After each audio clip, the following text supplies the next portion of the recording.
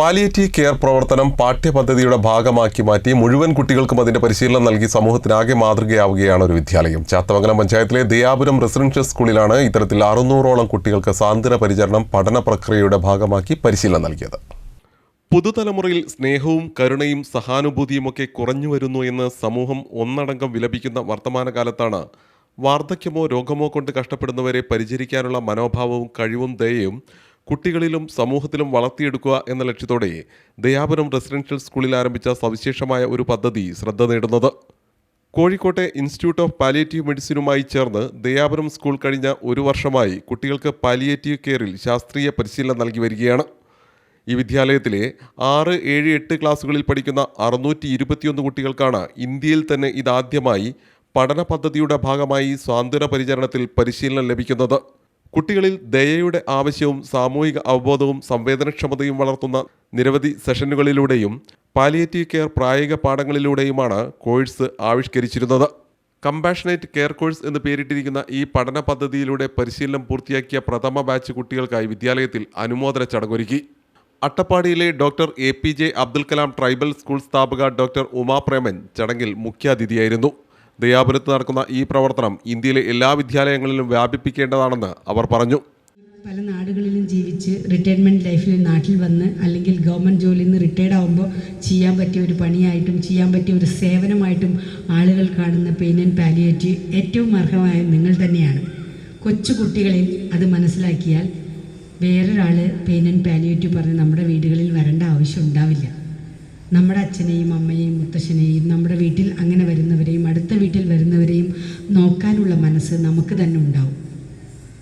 ആ മനസ്സ് നിങ്ങളിൽ ഉണ്ടാക്കിയെടുക്കാൻ വേണ്ടി ശ്രമിച്ച ഈ സ്കൂളിലെ എല്ലാവരോടും ഹൃദയത്തിൻ്റെ ഭാഷയിൽ നന്ദി പറയുന്നു. ഈ ആശയത്തിന് നേതൃത്വം നൽകുന്ന CT ആദിൽ പദ്ധതി വിശദീകരിച്ചു. കോഴിക്കോട് വെച്ച് 4ാമത് ഷെയ്ഖ് അൻസാരി ഫൗണ്ടേഷൻ്റെ ഷെയ്ഖ് അൻസാരി അവാർഡ് അർഹമായത് അതിൻ്റെ റെസിപ്പിയൻസ് ആയിട്ടുണ്ടായിരുന്നത് ഇൻസ്റ്റിറ്റ്യൂട്ട് ഓഫ് പാലിയേറ്റീവ് മെഡിസിൻ ആയിരുന്നു.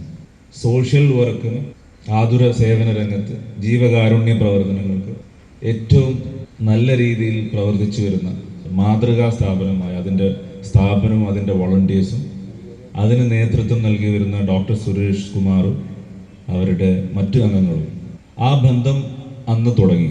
അത് ഇന്ന് ഒരു വളർത്തുന്ന ബന്ധമായിട്ട് മാറിയിട്ടുള്ളതാണ്. IPM director doctor Suresh Kumar, Chathamangalam ഗ്രാമപഞ്ചായത്ത് president MK Nadeera, school principal P Jyothi, Maliha Mumtaz തുടങ്ങിയവരും ചടങ്ങിൽ സംസാരിച്ചു. തുടർന്ന് APJ അബ്ദുൽ കലാം ട്രൈബൽ സ്കൂളിലെ വിദ്യാർത്ഥികൾ വിവിധ കലാപരിപാടികളും ചടങ്ങിൽ അവതരിപ്പിച്ചു.